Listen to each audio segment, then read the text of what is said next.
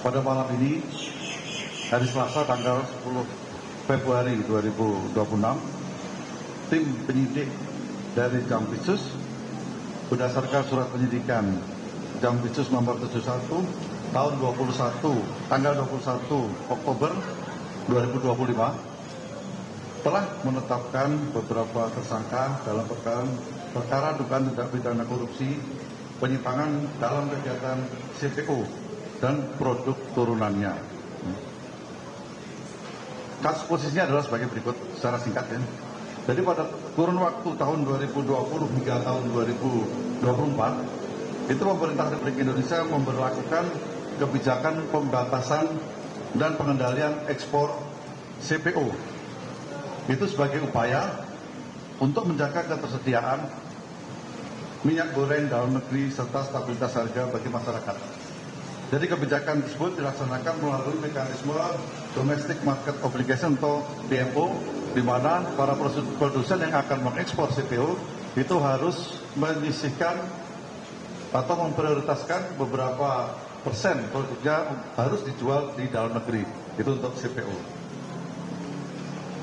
Kemudian dalam rangka kebijakan tersebut, CPO ditetapkan sebagai komoditas strategis nasional yang secara kepabeanan diklasifikasikan dengan HS code tertentu, ya, contohnya HS code 1115. Namun dalam pelaksanaannya, penyidik menemukan adanya penyimpangan berupa rekayasa klasifikasi komoditas ekspor CPO, ya, yang secara substansi merupakan CPO berkadar asam tinggi yang sengaja diklaim sebagai POME atau PAO dengan menggunakan HS code yang berbeda, di mana HS code ini diperuntukkan bagi residu atau limbah padat dari CPO.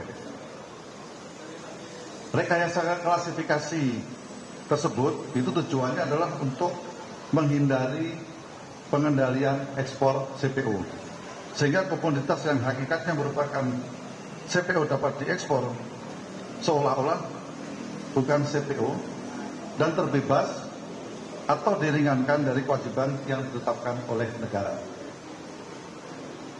Hal ini terjadi karena adanya penyusunan dan penggunaan peta hilirisasi industri kelapa sawit yang belum berbentuk peraturan yang memuat komoditas serta spesifikasi teknis yang tidak dikenal dalam sistem klasifikasi internasional, akan tetapi tetap dijadikan acuan oleh aparat. Kemudian modus berikutnya adalah meloloskan ekspor CPO dengan menggunakan klasifikasi yang tidak sesuai dengan tujuan untuk menghindari pembatasan dan pelarangan ekspor CPO, menghindari DMO, serta mengurangi kewajiban pembayaran biaya keluar dan pungutan sawit yang seharusnya dipenuhi kepada negara, sehingga pungutannya menjadi jauh lebih rendah. Serta adanya kickback atau pemberian imbalan kepada oknum pejabat negara yang dilakukan untuk meluluskan proses administrasi dan pengawasan ekspor tersebut. Perbuatan penyimpangan tersebut menimbulkan dampak yang luas dan sistemik, tidak hanya terhadap keuangan negara, tapi juga terhadap tata kelola komoditas strategis yang di tengah rasa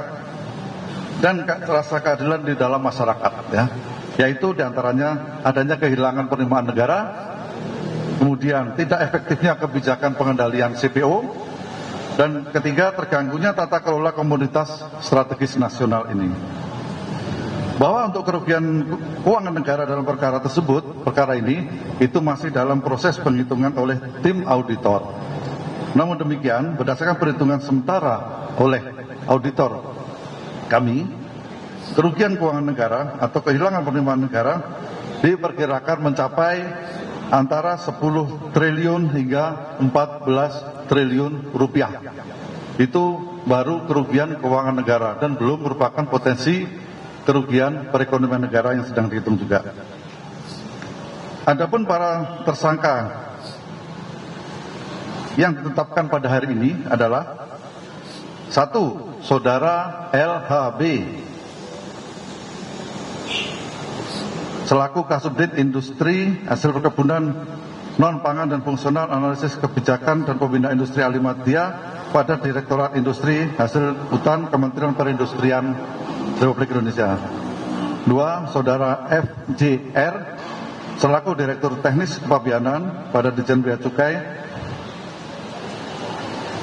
Kemudian Saudara MZ selaku Kepala Seksi Penyuluhan dan Layanan Informasi KPPC Pekanbaru.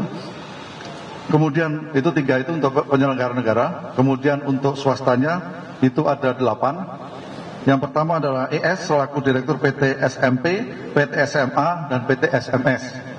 Kemudian Saudara ERW selaku Direktur PT BMM. Kemudian Saudara FLX selaku Direktur Utama PT AP dan Head Commerce PT AP. Kemudian Saudara RND selaku Direktur PT TAJ. Kemudian Saudara TNY selaku Direktur PT TEO.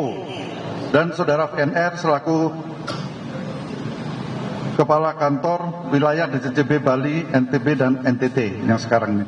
Kemudian RBN selaku Direktur PT CKK. Dan Saudara ISR selaku Dirut PT MAS dan Komisaris PT SP. Para tersangka disangka melanggar Pasal 603 Junto Pasal 20 huruf A atau C Undang-Undang Nomor 1 Tahun 2023 dan subsidiar Pasal 3 Junto Pasal 18 Undang-Undang Nomor 31 Tahun 99 tentang Tindak Pidana Korupsi.